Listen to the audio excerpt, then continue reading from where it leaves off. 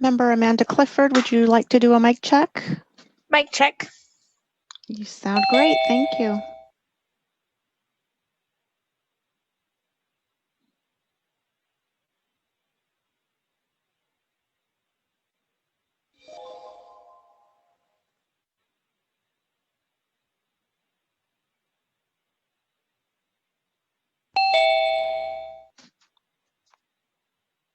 Member Hendrickson, would you like to do a mic check?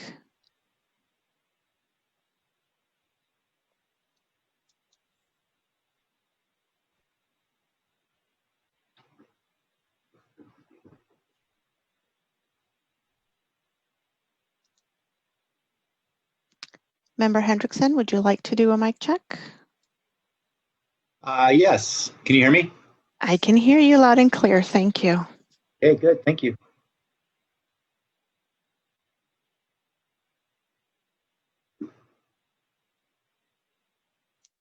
Member Amanda Clifford, would you like to do a mic check? Mic check. Great. We hear you loud and clear. Thank you. Thank you.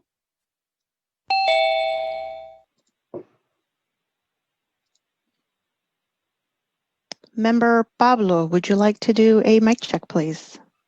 Pablo Gaxiola, mic check. Great. We hear you loud and clear. Thank you. Thank you.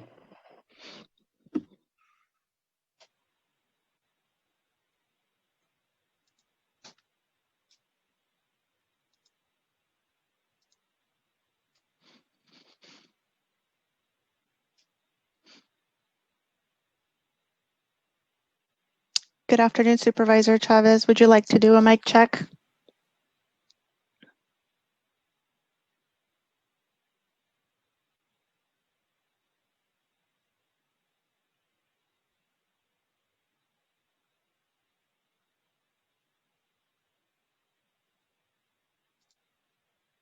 Member Todd Kendrick, would you like to do a mic check?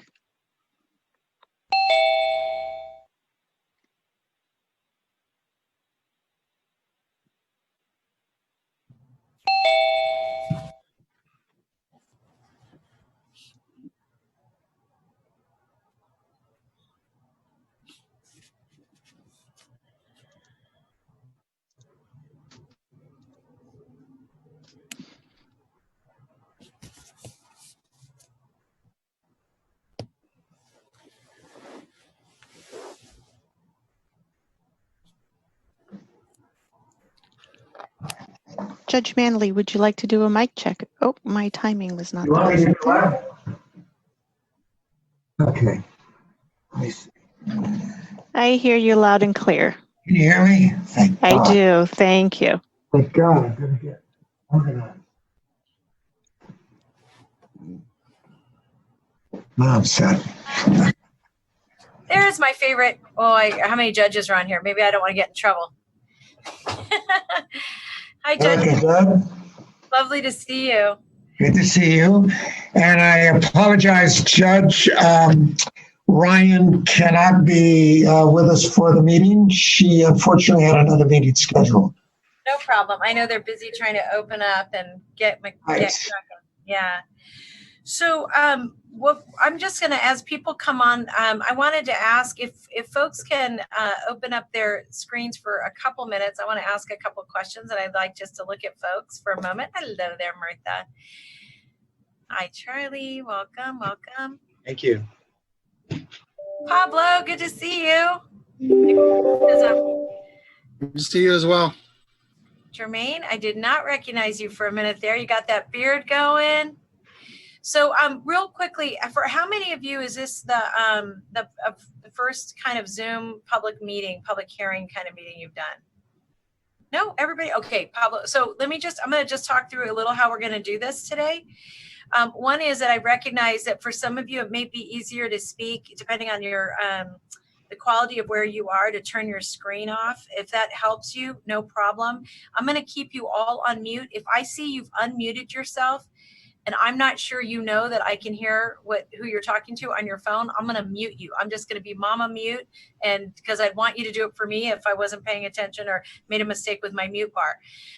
Second is that that for any of you, do you all know how to use the hands? If you click on participants on your screens, there's a place for you, or even on your, if you hover over your own name, you can, maybe this one won't let me do that. But at the bottom of that other participant list, there's a little hand that's a blue hand to raise your hand if you want to speak. Can you put up your blue hands, everyone, just to show me you know how to do that? And that way I know that if folks can find that blue hand or not. Mine does not have one. Okay. I don't have a blue hand. You don't have a blue hand? I don't have one either. Okay, so if you go. Nor does the sheriff.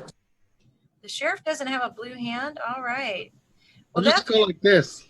that's what I was actually going to suggest, is that if what I'm going to do is I'll take people in the order that I see their hands up. So I'll start with the panelists who I can see their hands, and then I'll go to you, and you just need to do this, or, you know, go wild.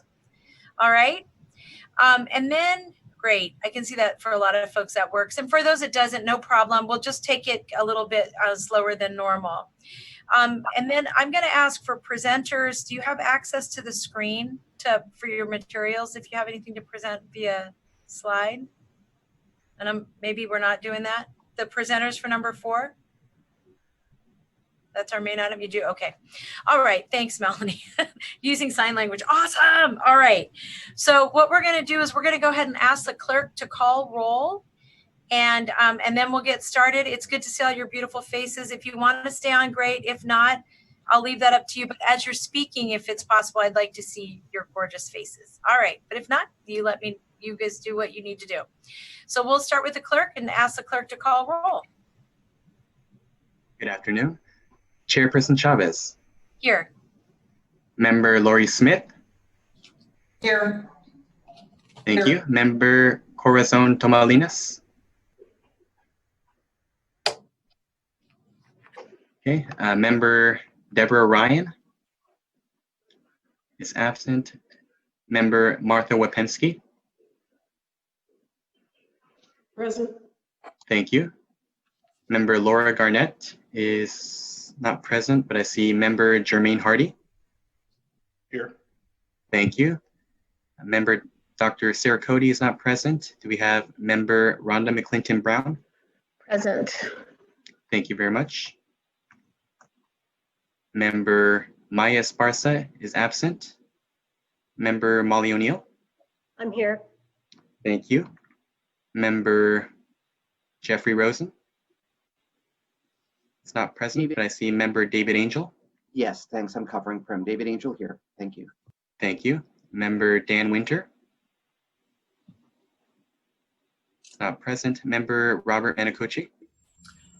Present. Thank you. Member Sherry Terrell is not present at the moment. Member John Mills. Here. Thank you. Member Mary Ann Dewan is not present at the moment. Hello, this is Steve Olmos in place of Dr. Dewan. Oh, I see that. Thank you, Member Steve. Almost. Member Pablo Gaxiola. Present. Thank you. Member Matthew Fisk. Here. Thank you. Thank you. Member Michaeline Reagan is not present at the moment. Member Miguel Marquez. Present. Thank you very much. Member Aaron O'Brien. Present. Thank you. Member Rose Amador LeBlue. This is Guasiwa Trinidad, alternate for Rose Amador LeBeau.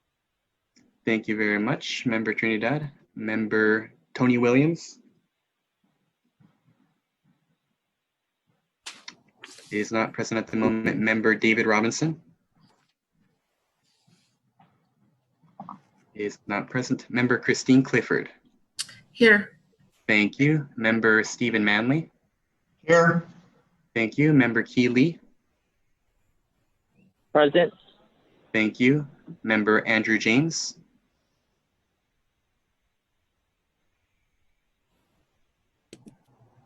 Not present at the moment. Member Anu Perumatam. Thank you. Member Mary Crocker Cook. Here. Thank you. Member Kishan Bujeni. Present. Thank you. Member Eddie Garcia and Member Dave Knopf are absent. Member Casey Halcone. Present. Thank you. Member Amanda Clifford. Present. Thank you. And Member Todd Kendrick. Present. Thank you for your patience, everyone. We have a quorum. Excellent. We're going to now go to public comment, and this is for an item that is not on our agenda, but within the purview of the public. Within the purview of our committee. I see none. I'm going to go to the approval of our consent calendar. I need a motion and a second, and we're going to do this by unanimous consent, if that's all right. And the motion is for minutes for December 11th and minutes for February 19th of 2019 and 2020. Do I have a motion? I move approval. Yes, a motion from Judge Manley, a second from, I'll second. This is Miguel. thank you, Miguel, and a second from Miguel. Frank, we're going to save you 5 minutes of your life. All those in favor say aye. Aye. Aye. Wildly. Any opposed? Any robust debate on this item? I see no one swinging their hands wildly. All right, we're going to move on, but that passes unanimously. The bulk of our meeting is this item, and this is item 4. And I wanted to just say that part of the reason we're meeting today is that we'd canceled our one of our earlier meetings. In part, at the timing of it, I felt a little overwhelmed and was having a hard time figuring out how to put one foot in front of the other, and so we did not do that meeting. But what the purpose of this meeting was to make sure that we understood. This is to receive a report from the Office of the County Exec relating to the releases from jail due to COVID-19 and the Judicial Council emergency order setting bail at 0. And what we wanted to do was really understand the impact of it, get lots of perspectives on it, and then be able to have questions asked from the committee and make some recommendations at the end of it. And I'm really interested in getting everybody's perspective on this. So one of the reasons I was asking about the blue hands is I think this is actually a very rich and important discussion that we're going to want to have, along with a very rich and important presentation. So we'll have the presentation. I'll see if there's anybody from the public that wants to weigh in before we do. Then I'm going to go to the committee for discussion and for recommendations. Okay? That sound all right to everybody? Yeah? Okay. All right. So with that, we're going to, so let me just talk a little bit about, to frame this up. The outcome for today's meeting is going to be a discussion of the outcomes of the releases, both the COVID-19 motivated and those prompted by the emergency judicial order. Second, to have staff let us know what we're learning as a result of these efforts and if we should maintain any efforts moving forward and build upon them. And third, to understand the implications of all of these efforts as it relates to our preparation for the implementation of SB 10. Lastly, I also wanted to take a deeper dive relative to how county resources can be leveraged and reassigned. And that's based on what we see there are needs or holes in our process. And with that, I'd really like to turn it over to staff and to hear from them about their work. So presenting, I'm sorry, Miguel, you're going to lead us? Yes, if that's okay. So thank you. And actually, I want to give thanks to Melanie Jimenez Perez, who has been working really hard on this. And I believe Melanie is controlling the screen. And so she's put up the first slide. So thank you, Melanie. And good afternoon to members of the Reentry Network. The presentation this afternoon is attached to the supplemental report, which is item 4B on today's agenda. As Supervisor Chavez noted, the presentation will provide an update on releases from jail due to COVID-19 and the impact of the $0 bail Judicial Council emergency order. Staff is available to answer questions once we've completed all slides. Just so you have a sense of it, slides 3 to 10 will be presented by Matt Fisk, the Director of Pretrial Services.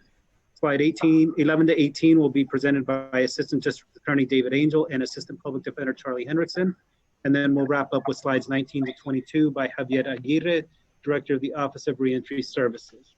and then we'll have questions as the supervisor indicated. So why don't we begin? Matt Fisk, Director of Pretrial Services. Let me turn it over to you. Thank you very much. I provided ample supporting data, but I'd like to move through my part of the presentation very quickly in order to leave plenty of time for my partners and for any questions. So that is, the slides are pretty dense with a lot of information to provoke questions and participation. I'd just like to thank all my staff. They're very resilient and they've been very supportive to this point, along with all the public safety and justice partners as well. Getting directly to the point, I think the greatest concern is public safety. What is happening with the individuals that have been released? I'm pleased to say so far. Matt, I'm sorry to interrupt. Could you speak just a little bit louder? Absolutely. And I've got you up a little bit. I've got you loud on my thing, but just in case. Yeah, I'll turn it up from this side also. Is that better? Yes, thank you. Okay, I'll get a little closer. So we really cannot accurately measure recidivism at this point so early on. Normally recidivism is counted as cases are adjudicated and closed. However, we are able to count the number of citations and rearrests per individual. And so the citation and rearrest rate has risen by about 2%, not statistically significant at this point. I feel strongly that we collaborated to make these health and safety related releases, and we focused on the right things and did it in the right way. There was nearly consensus agreements on all of the releases, and we are doing our best to supervise those clients that have been released. It's not just us, it's everybody on this call and many more. To be really clear, pretrial services had really urgent staffing needs before COVID. We'd actually requested 17 positions of court. We have around us that are 2 and 3 times more staffed than we are. We take into account cases and clients and staff. So our staffing needs are even more vital now. Could we go ahead and move to the next slide, please?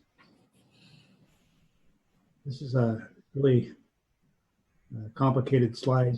That 5 years ago, we had about 42 employees. Today we have 50. Staffing's increased by about 20%. But our workload, we had around 1,000 clients and 1,000 cases 5 years ago. And now we've tripled it. Can you hear me okay still? So staffing's up by 19%, workload's up by threefold. And once again, so far, I want to reiterate, this is not necessarily sustainable. My staff is doing the best they can, and we've received a lot of support from probation, Public Defender's Office, DA, ADO, and IDO. We're currently reviewing 650 cases, 150 cases where we have clients where their compliance is of concern, and then another 450 or so cases that we believe can be taken down to lower levels of supervision and possibly released from our supervision. So I recognize that this is a unique situation, a challenge that we needed to take on. I think we've taken the right approach. I've seen everybody from Pretrial Services. I've seen the sheriff drawing co-chairs at midnight in her office. I've seen public defenders out late at night in front of the jail, and nobody calls an exception. Today, we have over 3,100 cases. We have over 100 clients per officer. And can we go to the next slide, please? And the greatest growth has been in electronic monitoring. Before I get to that, Cindy asked me to talk about aging. And so my son and daughter-in-law had a baby last week and made me a grandfather for the second time. So I thought she was referring to that, but I think it's actually this. Congratulations. Thank you. Feeling pretty old. Basically, 5 out of 10 clients are on supervision for 4 months or less. 9 out of 10 clients are on supervision for a year or less. So we do have 300 plus clients that have been on for 2 and 3 years. And I talked with Chief Garcia about this quite a bit. tricky thing about pretrial is it's very dynamic. Cases come in and leave very quickly, others stay on. We have to build a rapport, we have to build trust, we have to figure out what people's needs are and try to meet them and keep them on the straight and narrow to get them to court safely. So it is challenging. With court delays, if we can move on to the next slide, we're netting an additional 300 or so cases per month. This is the slide that shows, let me just go back to this really quick. This is the slide that shows that going back 4 or 5 years, our most important measures are safety and compliance. Safety, not being rearrested for new relevant crimes, and compliance following court orders. And usually, we're between 95 and 98%. And if you go back to 2014, it's faithful. Right now, we aren't tracking recidivism because we aren't going to court. We're not largely closing cases, but we are tracking citations and rearrests. And they are up by about 2.1%. I do want to share a concern I have, and that is a relatively small group of clients that get, because we have a $0 bail schedule, there's nothing more arbitrary than a bail schedule, but even more arbitrary is a $0 bail schedule. It fails to describe or address people and their circumstances, their needs. And so there is a small group of individuals that are being arrested and released on these $0 bail charges. And so we're doing our best to expedite safe reviews and get those cases to the judges and get people, if they can be viably, feasibly released and released. It's a real balance. Move to the next slide. I'll complete my presentation with this. We see some trends. It would be disingenuous of me to say, please give us 17 positions, because I know that when the court takes 6 months worth of cases and basically has no choice but to delay them for 6 months, it'll take a couple of years to get through those cases, but we will. So it would not be a good use of public dollars for me to ask for 17 positions right now, because we may not always need them. Hopefully we wouldn't, if we can institutionalize some of the things that we learned in the PAR, health and safety releases. I think we can't afford to not have in place. Right? I do expect us to carry a pretty high client load for a couple of years, and it should subside. Go to the last slide. This just shows electronic monitoring growth, fraction of the cost of incarceration. It does help people stay productive or appropriately used. This is our current plan. Actually, if you go back to that one, we just want to reassure partners that our plan is the defense and prosecution are currently reviewing about 650 cases. Probation is assisting us with a number of maybe 200 or so shared clients. And so we're hoping to take the 2,500 or so we have down to about 2,000. We want to stay on this green line with about 2,000 clients. We talk more in terms of clients than cases because it's people that we're supporting rather than so much about charges and cases. If we can have really case management, and each month as we net additional cases, also take cases off, help vetting it through the same or a similar process we did for the health and safety releases, then we can have 80 clients per officer and about 100 cases per officer. And if we divide those up into high, medium, and low cases, it's a lot more manageable. I just wanted to close with that. I'm happy to answer any questions you might have. What I'm going to do is I'm going to have everybody present, and then we'll go to questions if that's okay. So folks will just keep notes. That way I think it might help to understand all of it. A lot of information.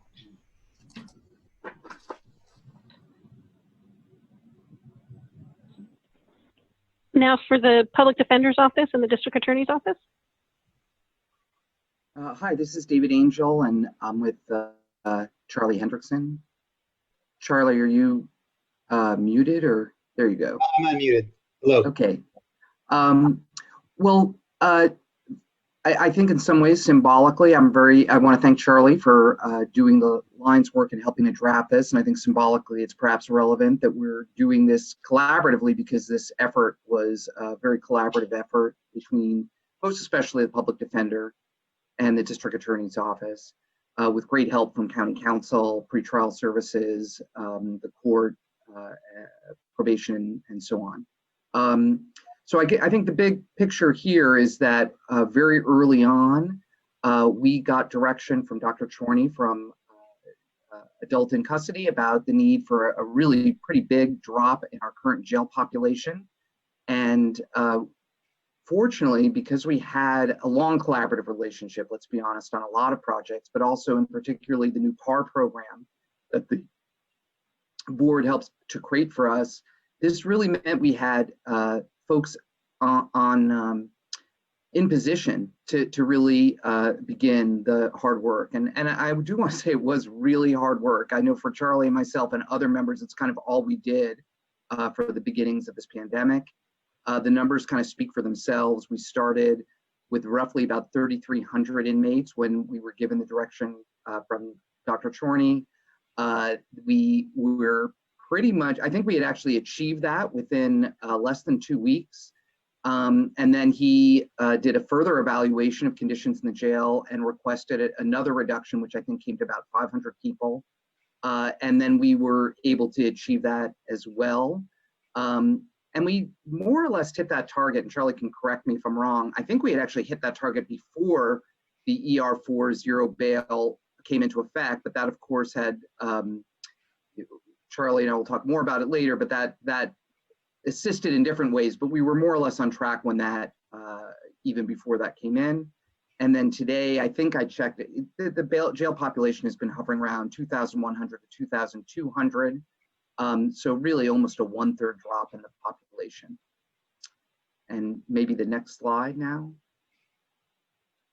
So just a little bit of the nuts and bolts about how it got done. I think it's really important to say that the creation of the PAR team a year ago, and I know that came from a request from Supervisor Chavez, I think maybe in December of 2019.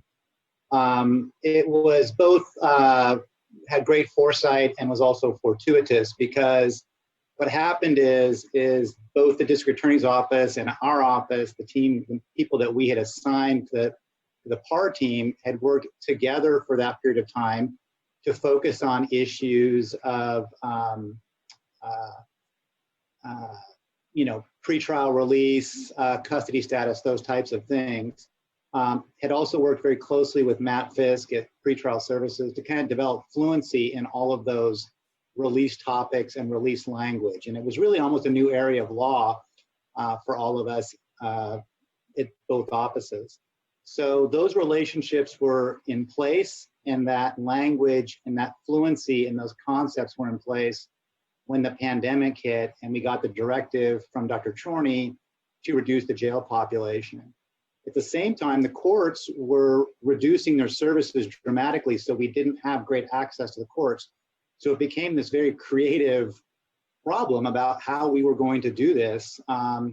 And what we did was we started with going through lists of people and seeing who we could agree to release.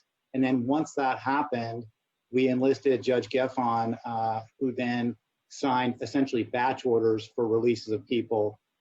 And then on the back end, we were present at the jails to make sure that people were released safely or with some direction. So these are members of the teams that were involved. I know David and Max Zarzana were very involved initially. It expanded when we did the work to include Angela Bernard and Marissa McEwen.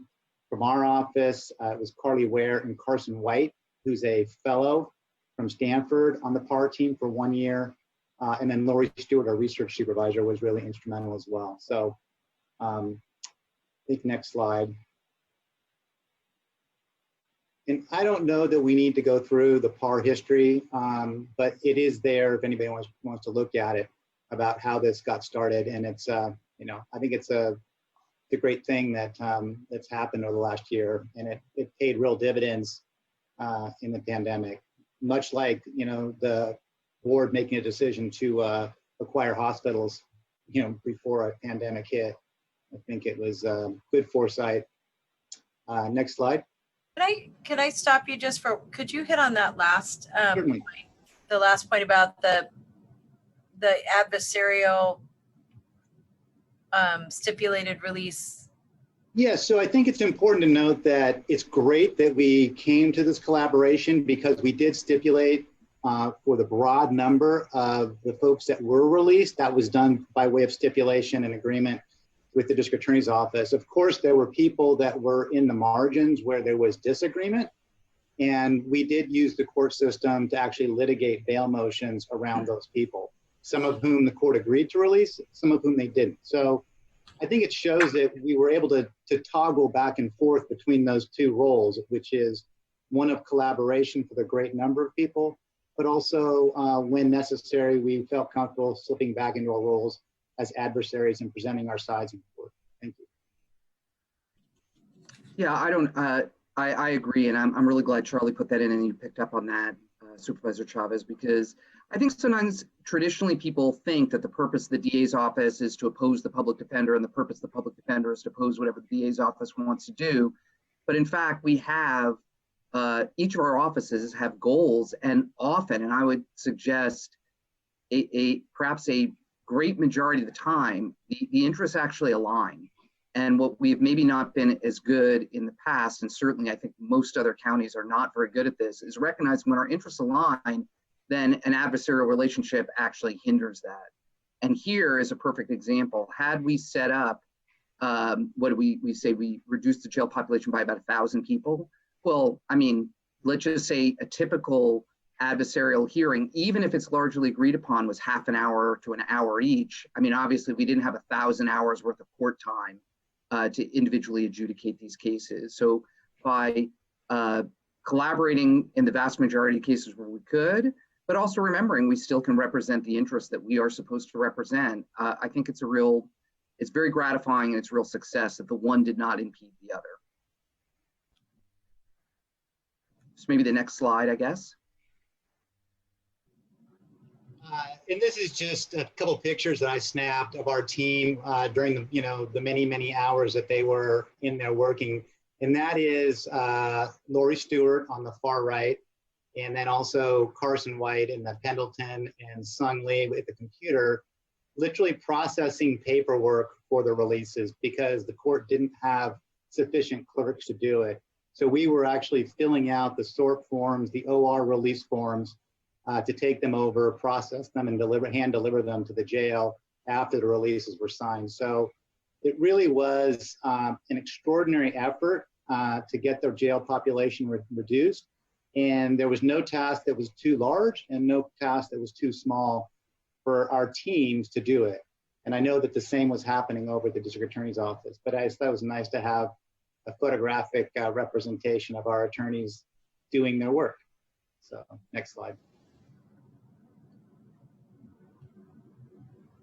Yeah, so this, I think, probably we don't need to spend a lot of time on. This was emergency rule 4, which dropped a lot of offenses to 0 bail.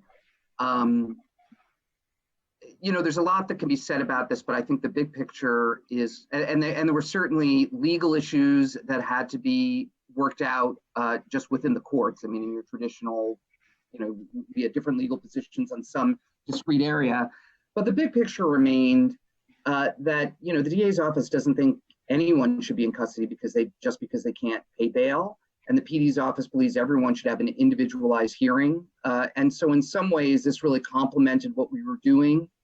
And I know it's been announced today that Judicial Council I think is actually going to rescind the emergency order and leave it up to each individual county. And without wading into that area, because I know that's the court's purview, it's certainly the goals of our two offices. I think it's fair to say that irrespective of that decision, we want to maintain the same safe environment in our jails by preventing unnecessary pretrial incarcerations. And then unless Charlie's going to add the next slide. Good, there we go. Yes, I know that Supervisor Chavez had asked a question about, in the prompting for this presentation, about jail bookings, and the PDO PAR team does now, as a result of the PAR program, have access to information about each jail booking almost in real time. We review those a couple times a day, so we are actively reviewing every person that is brought into jail on booking. And because This is really the first time in 30 years that the Public Defender's Office has looked at what happens between the time frame of arrest and arraignment with the creation of the PAR team. I think we've been able to identify perhaps some ways to kind of improve the systems for our clients. And there's a couple of examples in there that I cite. And the good news is that most of the things that have been identified, I think we've been able to work through county council and the sheriff to kind of resolve more informally, but that may not be the situation in every case. Next slide. And we just included that because with all the jail releases, and Javier can speak to this, there really was a need to provide support for people coming out that didn't necessarily have safety networks in the community. So a group of public defenders got together, got some money together. I think it was reported in the Mercury News, and by way of donations, set up essentially a kiosk or a table out in front of Elmwood and provide some information and handbags with necessaries to people who were being released. And that's just two of our wonderful attorneys, Andy Gutierrez and Jake Rhodes, doing that work, socially distanced, of course. So thank you.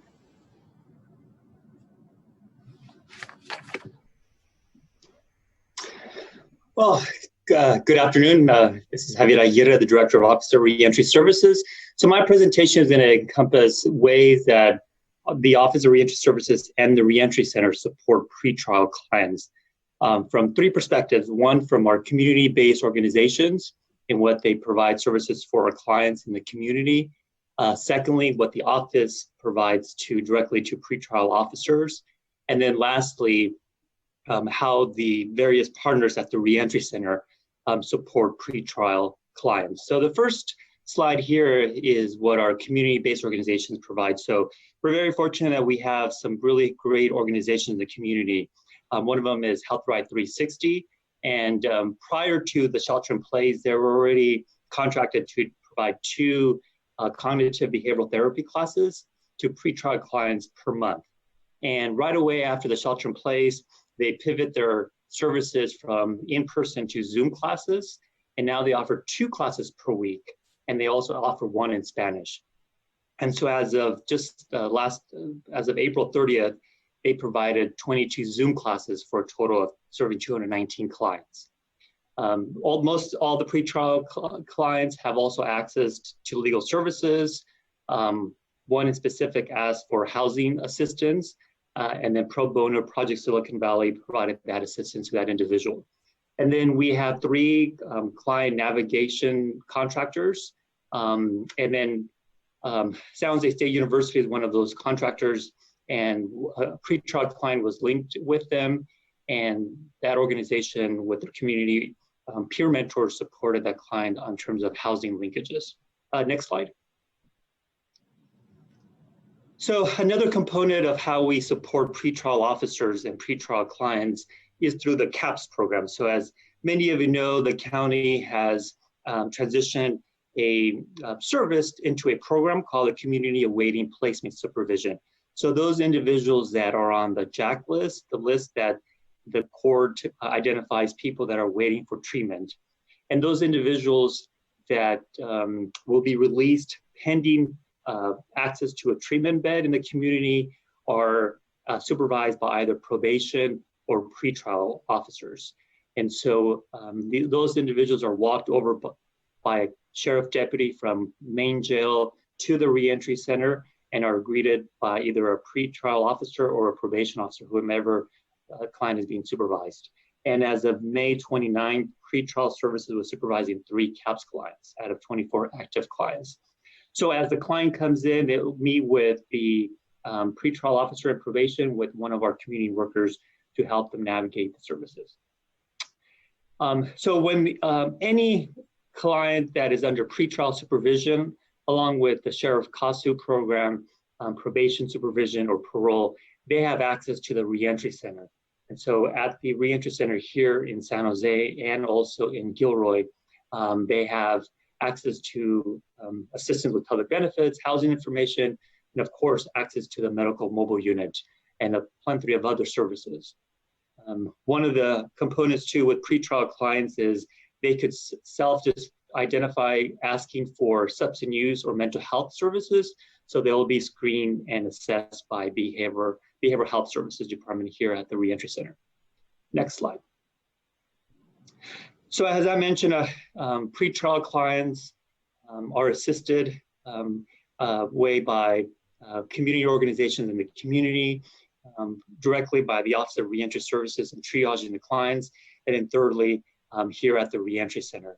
So in terms of next steps, I've been in communication with our pretrial director, Matt Fisk, in terms of how additional services we could support pretrial clients. And so currently, one of the things that we're looking at is providing an online presentation to all of the pretrial officers. So all the pretrial officers have an understanding of reentry center and reentry services that they could do direct service referrals. Very similar to what we did in terms of offering this presentation to probation officers that were holding an AB 109 caseload. And then all pretrial officers can have access to our referral tracking system, so they could identify the clients of which clients have they been referred here and what type of services they requested, and then we referred into the community. Another component we're looking at is expanding those CBT classes offerings with Health Right 360. So as we get information from pretrial in terms of the increase of population, we could increase the capacity. So what we're trying to do is pivot our contracted providers. Most of them are contracted to provide in custody programming, and until the custody is ready to allow for community-based organization staff to go back into the jail, we will be pivoting those providers to continue doing more remote services and also more services here at the Reentry Center. And then we have the capacity and the office space to allow pretrial officers to meet with the clients on site here at the Reentry Center and make the appropriate services request. So, and then lastly, as we know, a lot of clients request services on the weekends. They may be arrested and are in custody over the weekend. So we want to do our best to support our stakeholders. So if there's consideration of doing arraignments on the weekends, we can be positioned to offer the center to be open on the weekends, working with our community-based organizations. As Charlie mentioned, our resource table, we now staff that resource table with our community-based organizations 7 days a week, 8 a.m. to 10 a.m., and then in the evenings from 7:30 p.m. to 10:30 p.m. with the exception of Sunday nights. So we will continue doing that. I think that's a value to the clients that are being released on the evening hours and on the weekends. So with that, I conclude my presentation. Thank you very much. I'm going to go to questions and comments from the group, but I also wanted to ask, did anybody join us after roll was taken so that we can just make sure you were included? Yes, Andrew James from custody. Yes. Oh, great. Andrew James from custody. Laura Garnett, I see. Sherry Terrell from behavioral health. Thank you, Sherry. Anybody else? Damon Silver from the Public Defender's Office. Great, Damon. Thank you. Anyone else? All right, Frank, you got that? Yes, I did, Madam Chair. Thank you very much. Excellent. Now we're going to go to questions and comments. And I'm going to go ahead and, I'm sorry. I'm going to go to the public speaker. We have one public speaker, and then I'll come back to the group. So if I could go to Scott Largent, and Scott, you have 2 minutes to speak. If we can unmute Scott. Next speaker is Scott Largent. I am unmuting you. Please accept the unmute and you'll have 2 minutes to speak. The timer will start when you begin speaking.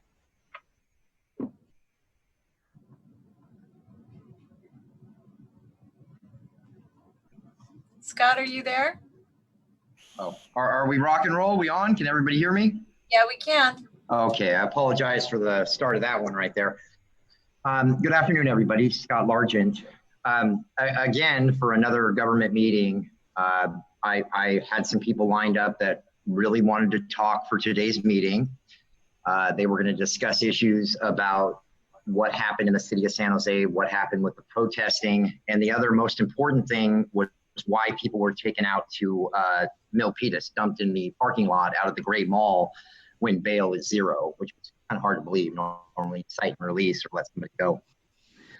I have said this over and over again that the current system here for getting onto these meetings is crap. Again, I was here, I was logged on, I have a brand new laptop, I have a Note 9 Smarty phone, I have another phone. The information is not there, it's not easily accessible, the agendas aren't here, and it's just this blah, blah, blah, blah. Oh my God, we gotta listen to this guy talk. The public needs to be able to participate. San Jose Mayor Stinky Sam Liccardo has also been cutting public comment off, okay? And he went from 3 minutes to 2 minutes to a minute, and then you know what? He's just done with public. And the same thing is happening here with all of the meetings with Santa Clara County. I have said this over and over again. A lot of the organizers for the Black Lives Matter movement, including the MLK March, also wanted to chime in today. They also wanted to know why they were dumped in the parking lot at the Great Mall, okay, when they were arrested for civil and peacefully protesting. Why can their voices not be heard?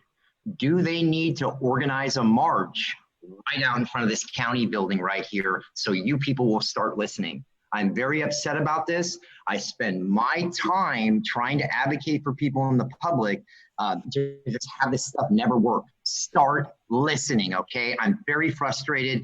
The only way we can get this across is more. Yeah. Thank you, Scott. We're going to go back to the committee, and I'm really interested in getting your thoughts and feedback on what you've learned today. I'm looking for blue hands. I don't see any blue hands. So now I'm going to go to the wild raising hands. Christine Clifford. There you go. Thank you. I'm not sure I'm going to frame this correctly, but we have a great opportunity now to study all these people that were released. And I heard Matt say that this wasn't, the recidivism rate so far is statistically insignificant. So the greater question for me is looking at the types of cases that were considered for release, who was released, did they need to be in there at all? And going forward, are there certain types of cases that we can look at that they should not be incarcerated?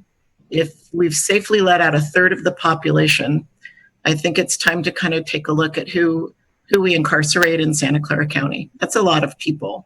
And I realize these are early days and it's an odd time, but I would like this data to be, analyzed in that manner somehow going forward. Also, I realize that the cost of having people inside shifts to different departments, probably goes to pretrial and probation and definitely to reentry.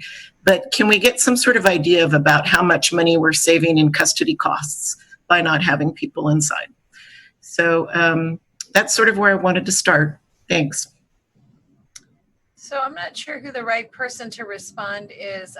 On the budget issue, Miguel, may I start there with you? And then, pardon me, if there are other staff who can make comments just about the studying of what we learned, any of the presenters would be great. Go ahead, Miguel. Sure, yeah, I think it's an excellent question, although, some questions to think about too is, I think we're down to roughly, as the report said, 2,100.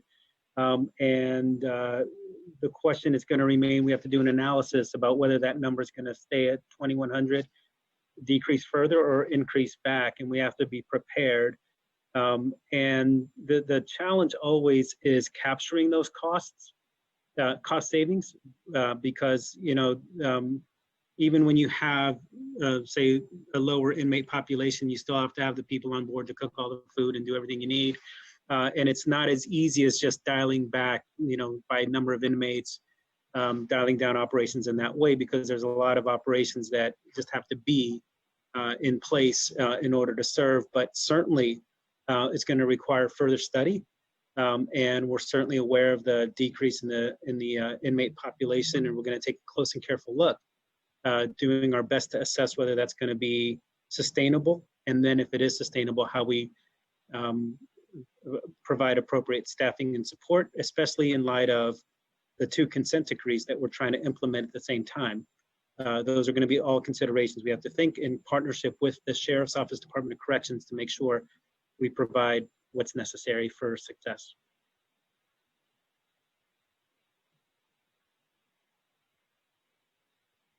You're muted, Cindy. Thank you. If I could have someone else respond to the research question, like what we've learned to date. Laura, do you want to respond to that? I do. I'm sorry. I don't know how to do the blue hand. Can you guys hear me? Yes. Okay. So yes, I'm super interested. You're breaking up a bit, Laura. In learning more about what Christine is saying. I hate that. Okay. Can you hear me? No. Yeah, Laura, Okay. maybe I'll try again in a minute. Oh, I was just going to say, sometimes if you close your screen, it helps. I don't know why. You can try that too. That's very frustrating. Go ahead, try again, Laura. Okay, can you hear me now? Yeah, a little bit. Okay, Go ahead. I'm gonna talk super fast.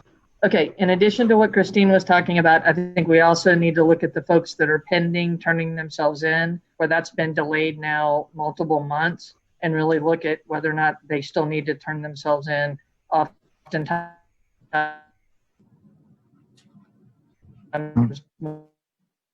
more than a year after they were convicted. Thank you. I'm going to go, I just wanted to see, is there any response to Christine's question from staff about research? David. Hi, sorry, for some reason I don't have the blue hand option, so I raised my actual non-blue hand there, but I don't have it. So I think the path to get it is, as my office publishes, I think it's roughly every 18 months, a race and prosecution study that captures pretty granularly a breakdown on race, ethnicity, and to the extent we can capture it, class of prosecutions. And that to some great degree would be a way of not recreating all sorts of work, but figuring it out. And of course, in some ways you already know the answer, that we have disproportionality throughout our system. And so the release of people is also going to be disproportionate, which means that we are disproportionately, it was people of color and people of low income who were the beneficiaries of this release. So while I don't have direct data, through the jail data as to the race and ethnicity and class and neighborhood of each of the person that was released, I can get to you or to this committee, and I'm sure you might have it already, the study that was produced, and it would have been, like I said, we do it every, I think it's roughly 18 months. So that would be a pretty good starting point. Pablo?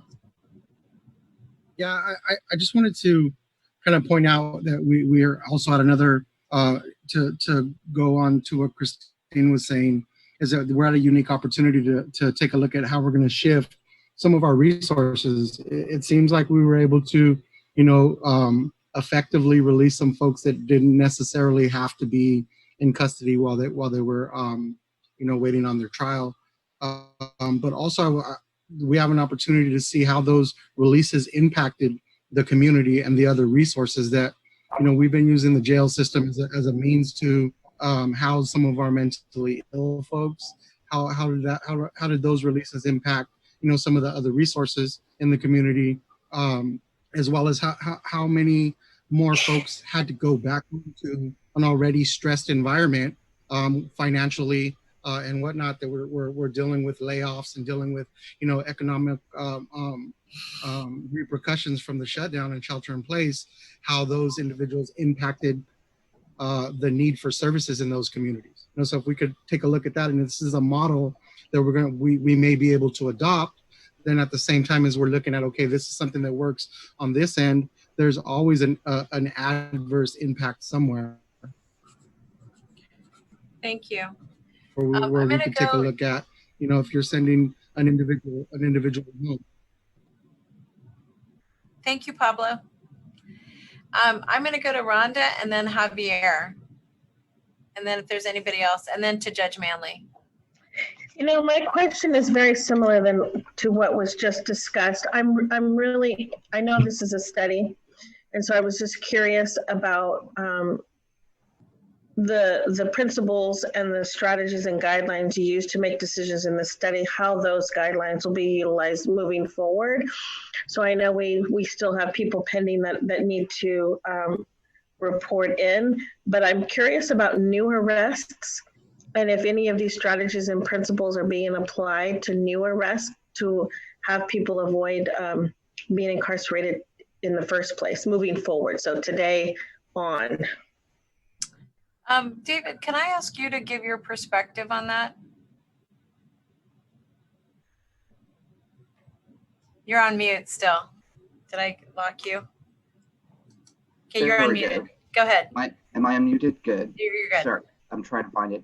Yeah. The quick answer is that a lot of these apply. Well, there's a few answers. First of all, we know the crime rate in general has gone down quite substantially during this period of time, which is great news. Not in every sphere. We know domestic violence and some sex crimes have ticked even up, but other, your general street crime has on the whole gone down. Interestingly enough, DUIs have gone up a little bit, which I found really surprising, but I think the reason is there are fewer cars on the road, and those who are, so if somebody's under the influence are more likely to get caught. But general crime has dropped. Now, who knows what all the reasons are for that? On the whole, like having everyone in shelter in place might reduce crime, but it's not really a long-term strategy, right, for going forward. So I hesitate to take, I think it's just really good news, but I hesitate to read too much into it. However, in terms of, I hope that a silver lining of something we can learn going forward, and we don't have enough data, I don't know the answer yet, but I think implicit in your question is, if we were able to successfully release more people pre-trial than we had previously thought, and then related to Laura Garnett's comment, if more people did well out of custody, can we reimagine two things? One, can reimagine the risks we're willing to take concerning public safety, which I just mean, I think that's a good thing to say, hey, we can take greater risks that more people can be let out. And the second is, a program the DA's office had started about a year ago with everyone's collaboration in this group, particularly pretrial services, was our home detention project. And essentially what that was trying to say, hey, look, should we really think of the jail as the only punishment? Are there other ways of holding people accountable that might be have far fewer collateral consequences for their community and for themselves? And I think Laura, what she alluded to, I fully expect that there's people who are coming in for sentencing, but have proven over a 6 or 8 or 9 month period that they have done well. There's of course much less reason than to incarcerate them at that time. So I do think there will be some ongoing lessons and changes out of this, even if we shouldn't overinterpret exactly what, a crime rate means when you have so many other things. As Pablo said, somebody's being released to a very unstable environment because maybe they lost a job or a relative is sick. Like, we don't want to overinterpret things, but I do think there should be some positive outcomes that come out of this. Javier? Two things. One, to respond to Rhonda. We have the Sobering Center stationed here at the Reentry Center that's operated 24/7 by Behavioral Health. And so police officers have the opportunity to bring an individual to the Sobering Center if they're publicly intoxicated, and also in lieu of bringing them to the jail. And then we've expanded that to a mental health drug triage center. So police officers have that discretion to bring an individual that they've have in the field to the Sobering Center in lieu of jail and an arrest. So I think with the shelter in place, the numbers have gone down, but we're still doing an outreach to our law enforcement agencies. And then to Christine's point in terms of research, so in 2017, Reentry Center, the Reentry Office released the Public Safety Realignment, the 5-year study. We were able to review about 6,200 individuals, and we were able to break it down by their gender, their race, their custody type, what services they received. Then we were able to identify whether they were homeless or not, GED, education, unemployment. And then we did the recidivism study. So that was the first time the county did an overall comprehensive recidivism study. And then we were able to, out of those 6,200 individuals, decipher whether they had minor law violations like misdemeanors. So we do have that capability. It's a matter of just getting the list of the individuals in the PFNs. And very fortunate that with our referral tracking system, when an individual comes to the center, they sign 3 release of information, one for reentry, one for behavioral health, and one for a release of information to community-based organizations. So, and that allows us to do a study in terms of recidivism and service linkages. Thank you very much, Javier. Stephen Manley, Judge Manley. Thank you. Just briefly, I wanted to urge us to pay very close attention to the mentally ill who are incarcerated or charged again. I mean, we have made a great effort in the court to move as mentally ill offenders into the community.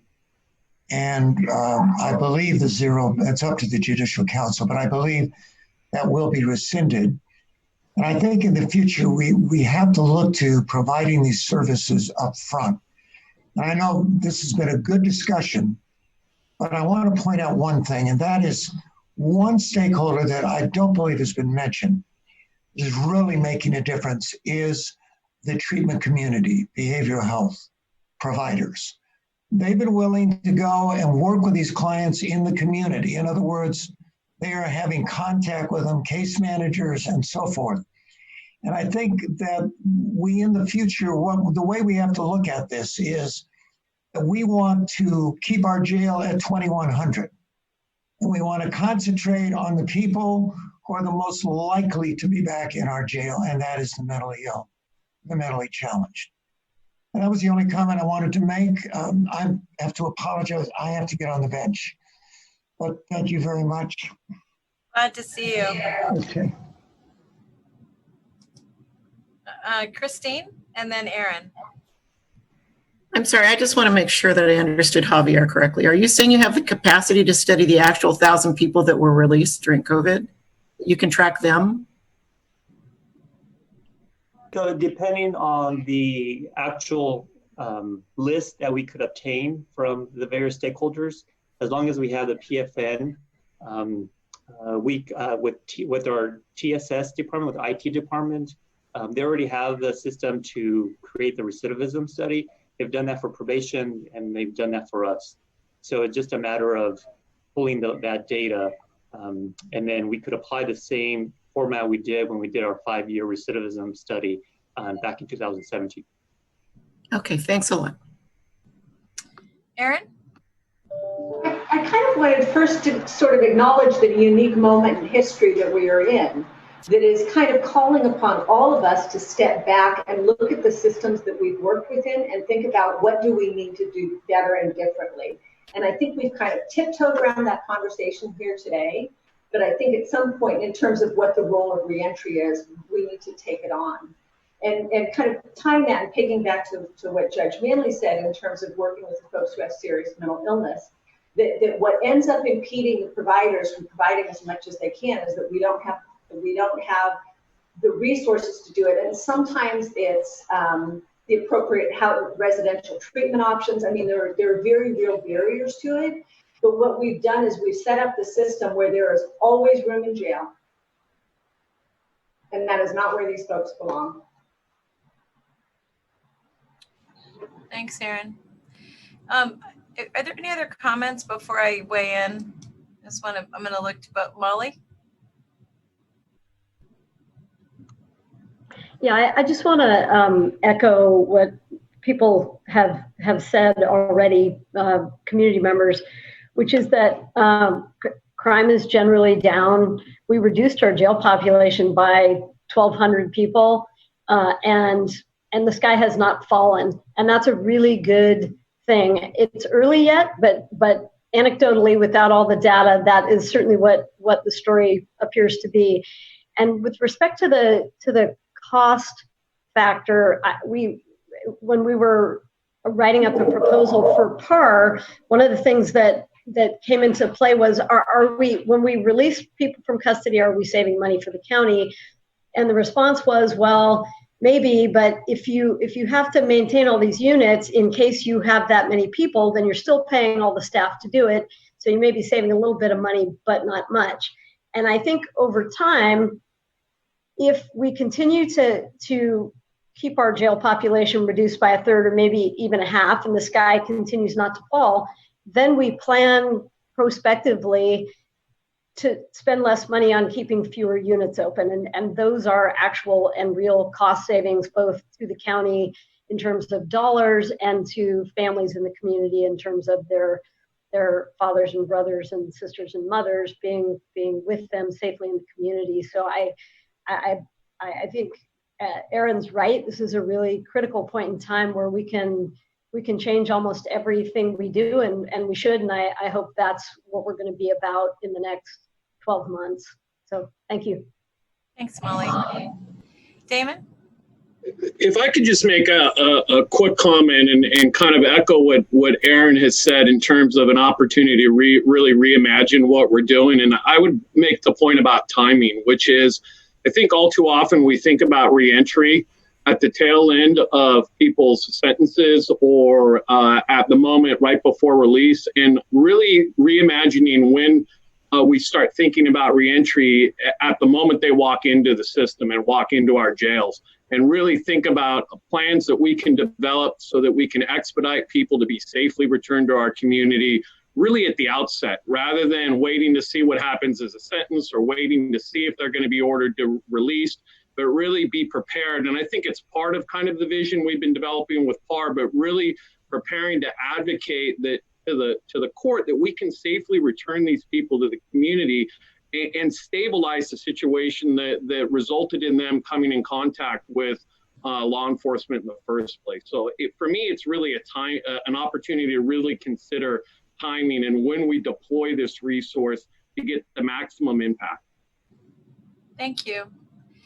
All right. So here are a couple of recommendations that I would really like to make to staff. Let me start with the first kind of big picture one. One of the reasons I thought this report was so interesting and important was that it is a time, I think, to do something very specific. And what that is from my perspective is I think it's a really good time for each of the institutions that touch the people that we're working with to think very carefully about how our stated mission statements reflect the way we do our work. And in particular, I was thinking about this as it relates both to the district attorney's office, the public defender's office, and the jails in this respect.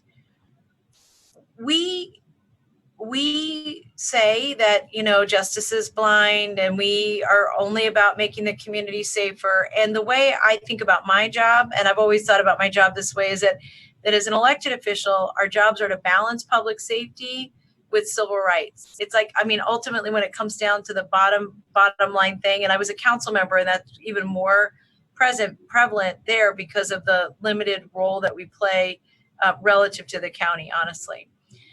But what this has made me think a lot about is whether or not our high ideals are reflected in the way we do our work. And so as an example, it is important to me that we have a discussion about the effectiveness of PAR and the work that just went into keeping people out of custody and moving people into pretrial.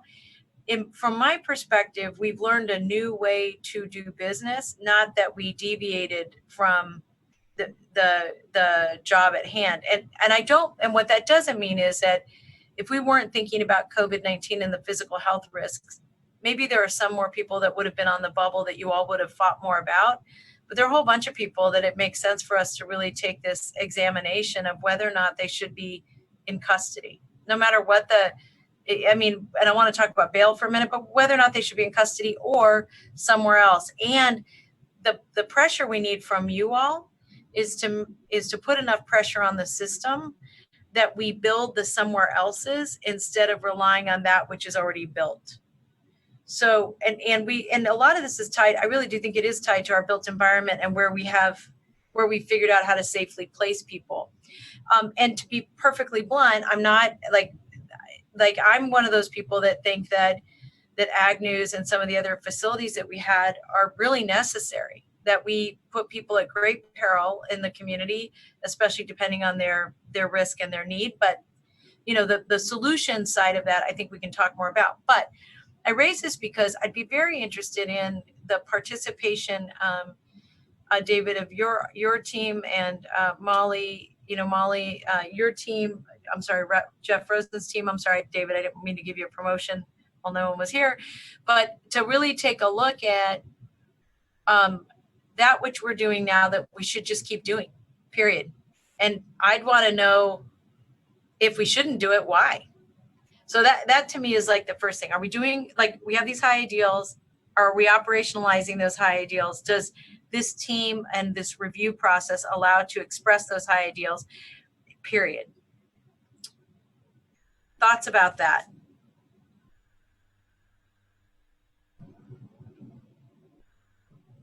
Or concerns? Hi, well, this is David. No, I think absolutely. I think this is a, I think that we're seeing between our goal to get rid of cash bail and what we've already achieved with PAR, where it kind of it has always been, I think, in some ways intended as a transition. And I think that ties into very much what Damon and Charlie and others have said. And I know what the DA has said a lot. If we really begin to think that the jail should not be the default of where we send people, but should just be one tool, and it should really be a tool that's limited to cases where that's really needed for public safety or perhaps some other imminent reasons. And I just think it's no secret in the past, as Aaron said, well, there's one place there's always room for. Now, I've said it at so many of our other meetings, part of the problem is we systematically starve all these other social resources till the only one that was left, I'm exaggerating a little, but was the police and prosecutors and public defenders in jails. And what we've learned is a lot of these questions don't fundamentally belong in the criminal justice system. So I guess that's a long way of saying that I think, as with a lot of things, the crisis that the pandemic, our response to the crisis the pandemic caused will allow us to learn lessons and will kind of turbocharge things that I think we were doing anyway, and changes that might have taken longer maybe will happen faster. But I think the overarching question that you raised, I mean, I know it's one that me and the DA and the public defender jointly have been talking a lot about, is begin to refocus. If the criminal justice system is to a great degree about accountability as well as public safety, and we really can do a better job. I mean, we've done so many things to change how it was when I started 25 years ago. I mean, it's really like night and day. It's night and day even compared to 6 or 8 years ago. I mean, it's kind of astounding. But I think that we really are at a juncture where there can be systemic change that, in part of that is a fundamental change in how we think. And I don't think there's any doubt that I think implicit in your comment is a observation or criticism that, for a long time, we just kind of went along with how things had been done and built upon them. And yet there are fundamental questions that weren't asked and to some degree weren't answered. So I don't know, maybe that's a little bit too airy what I just said, or theoretical, but I do think that by kind of refocusing the question, it will allow us to refocus the behavior. And that's why I hope, I don't know if our local court will be in a rush to change the emergency rule. I mean, I think our county has a much greater COVID risk than other counties. So the fact that they're lifting the emergency elsewhere, I don't think people should assume that we can leave it here. But I think the underlying principle remains the same.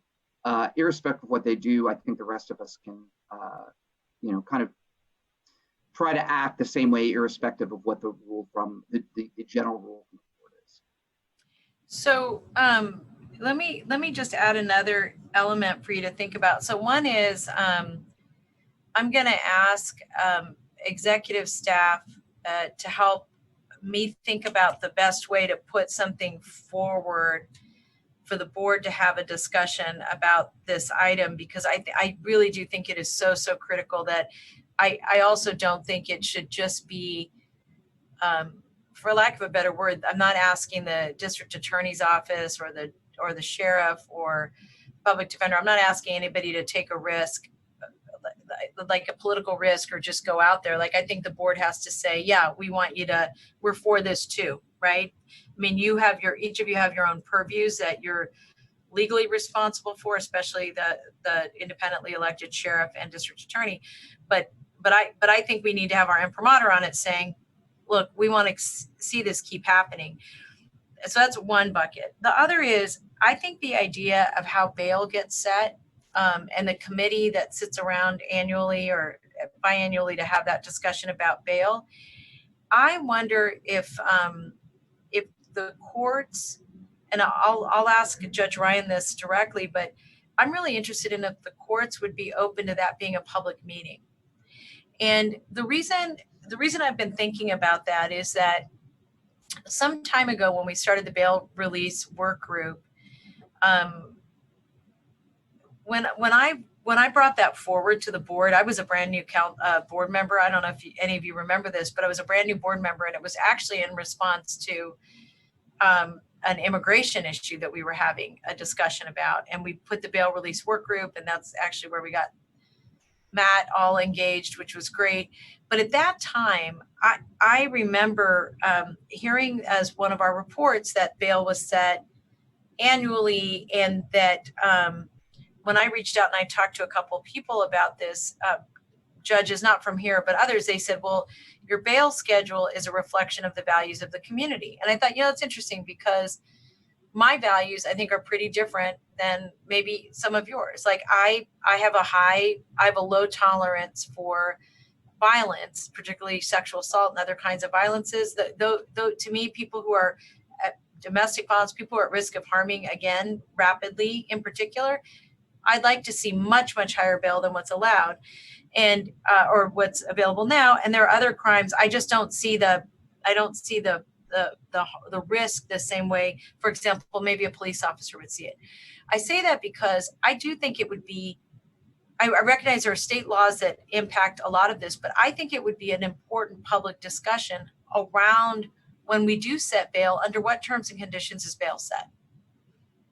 I don't know. And I think for victims of violent crime or victims of crime, I think that they should weigh in. I think people who have been in custody should weigh in. I think we have to better understand the purpose of whether or not the bail set is in fact a reflection of our values as a community. Right now, I don't know. I don't know the answer to that. I don't, because I've never seen it or heard about it. I've only seen the numbers pop up, and that's something I'm really interested in understanding. I don't know what any of your thoughts are on that. I know there's no judges. Well, actually, Miguel, you used to be a judge. I don't know. What do you think about that? Should that be a public meeting or a public discussion? That's a good question. I was not on the trial bench, and that's all said at the trial bench. But in general, I would agree that everything is helped by being discussed in public. So unless there's some particular reason I can only see it being of more value to get more perspectives to weigh in on what, at the end of the day, setting bail and looking at risk and all that in the community is a community issue, right? It's not something that should be done separate, where the community doesn't understand who is coming out into the community and who's not. So I think it's a great idea. Well, and here's not having experience at the trial court, I want to be clear. Well, here's one other thing, and I'll come back to you, David, in just a sec, just to help frame up what my thinking is around this. I think that, as I've heard, and I'm really sorry, Chief Garcia, I know people are so busy with other things, but I'm sorry Eddie isn't here today, because I will say one thing he told me years and years ago is that, he didn't like having officers on campuses because he thought it meant a default for administration just to make everything a crime, like go talk to the police instead of talking to the adult in the room. And he also made this point to me that he didn't think police officers should be responding to a whole host of calls, that it really should be mental health providers and others who should be doing that, taking those actions. But I think as we're having a discussion about the system, that this is an opportunity for us to look at how we would want to address our system. And so, for example, if we were to make changes in one part of the system and not strengthen pretrial services and not strengthen behavioral health concurrent to that, I think we would be setting up a system that would swing right back into the system we have right now, because I think that system evolved. I think some of it was crass political maneuvering by some, I really do. But I also believe that a big part of this is that when you want something to succeed, you set it up to succeed. So part of what I'd be interested in is you all as a staff have this conversation about the current mechanism we're using for determining who stays in custody in partnership with the district attorney's office, the sheriff's office, pretrial services, and public defender's office, that a big part of that discussion has to be also focused on what are the services people actually need and are they available. So David, what were you going to say? I just wanted to, and poor Molly, Damon, and Charlie have heard me say some variant of this so many times, so you'll forgive me, but I just want to give an addendum to your comment. Like, I think it's very important for both the board and the public to be, and as Miguel said, more transparency is better. But bear in mind, from the district attorney's point of view, we don't want there to be cash bail at all. Like, we think the whole system is flawed. And so we were having a discussion in another context, our various different people that were here about, well, what should bail be set at? And I said, I can't imagine the DA is going to say, oh, I think an Autoberg is worth 10,000, but if it's got, a set of golf clubs in the back, it's 12,000. So I think it is very important to have a transparent and respectful conversation about what public safety, what are public safety risks that the board and community thinks are more and what are less important, and how should the courts and others judge that. I think there's a role for that, but I know we can't get rid of the bail system altogether as a county, and we can't even get rid of it assuming SB 10 survives, which I think it will, because SB 10 doesn't eliminate it altogether. But I would hate to ask for it to spend a lot of emotional and political time and resources and the inevitable conflicts over a system that most of us think should be dead anyway.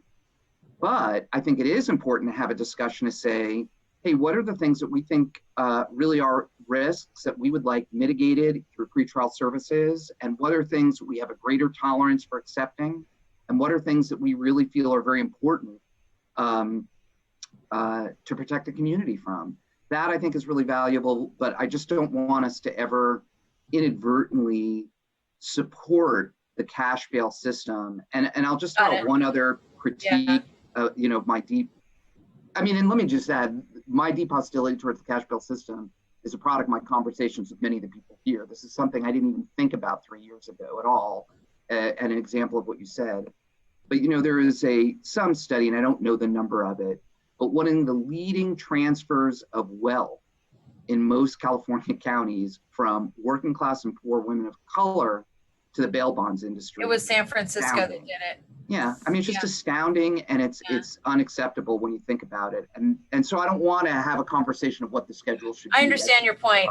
And so you're right. We need to reframe the question, because it's a question of how do we manage public safety in a way that does it in a way that is, that you're not stealing from poor people while you're doing it, and not, I don't know the better way. Molly? And then Kristen.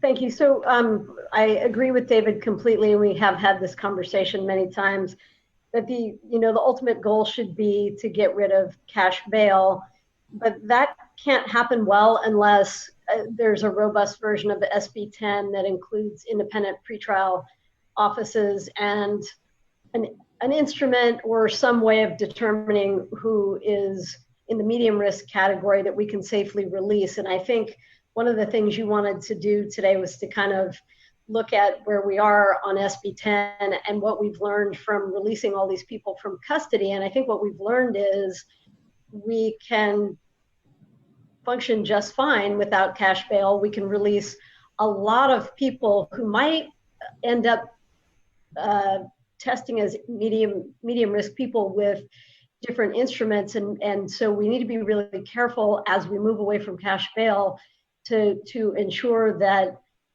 we're not actually doing the opposite of what we intended, which is holding on to more people than we were with cash bail. And my final point is, with respect to the zero bail, which the Judicial Council sounds like, unfortunately, they may be repealing tomorrow, it's very ironic and unfortunate timing for them to be doing that, because as we know, cash bail negatively impacts communities of color. We're in the middle of massive protests related to institutionalized racism in our country, and we're gonna, when the pandemic hasn't abated, we're gonna reinstitute bail and lock more people of color up. I mean, that doesn't make any sense. So I hope that doesn't happen. And I have, talked to Salonga today, sent off a letter to the Judicial Council. And so that would be a really unfortunate outcome if it happens tomorrow. Christine, and then Matt. I just want to say we've got, millions of people in the street that are trying to make the point that they don't like the way things are being run by our existing departments. And I think it would be a huge mistake to have these conversations about how we're going to continue to run them without a huge input from your public and from CBOs and from people who work with the families of the incarcerated and the incarcerated themselves. And honest to God, it's got to be more than 2 minutes of public comment. It's got to be a much more inclusive, much more broad conversation of pulling in the public and the community that are being served by these departments. Otherwise, you're just having a conversation with the same people that are making the same decisions that are really pissing people off. So thanks. Matt? Yes, I really appreciate Ms. Clifford's comments as well as David's and Molly's. Really, I don't think I disagree with anything said today. I just want to point out that the big difference between SB 10 and where we are now is that we simply weren't given resources to put it into effect. We're in a presumptive release situation right now, which is what SB 10 contemplates. We're using about a quarter of what we used to as far as money bail. Outside of operations, my number one priority is to implement our updated risk assessment, which needs to be something the prosecution, the defense, the community, law enforcement take part in. It's not just assessing risk, but impact. Risk of what? Stealing an apple? Well, what's the impact of stealing an apple? What are the needs and what are the resources that we can match with? At this point, it's a lot more about supervision because people are out. It's a lot less about their history, and it's a lot more about the environment that we would put them into today and where they are now. So I'm hoping to continue to receive support. The PAR team is on this, IDO, ADO. We went over this with the judges. We were able to educate 40 judges last week. And so this is in motion. I just want to reassure you that we are coding a lot of what's free text in our system so we can couple it with what reentry has and have better figures based on risk assessment, different types of interventions that we're using, and what's working, what's not. And that's the path that we're going down. Thanks, Matt. Miguel?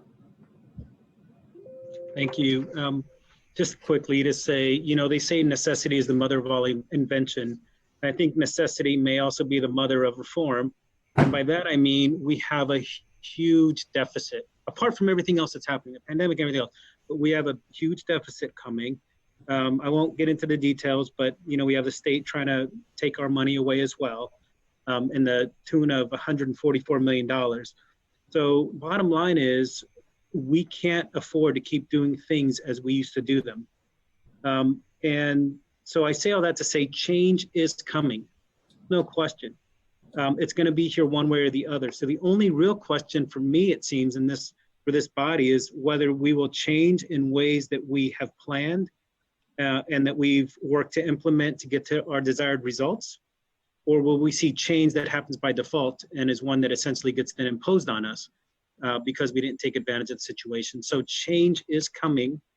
Let's embrace it and try to get the outcomes that we desire. So I have one last question that I have for the group, and that is that, you know, and it actually piggybacks off of the point that Christine just raised about input, right? And, you know, one of the things that I'll observe is that we have a lot of people on this call. All of you represent different organizations and communities and the like. And one thing that I would be really interested in better understanding is for the organizations and the communities that you work with, that you represent, I'd be really interested in understanding the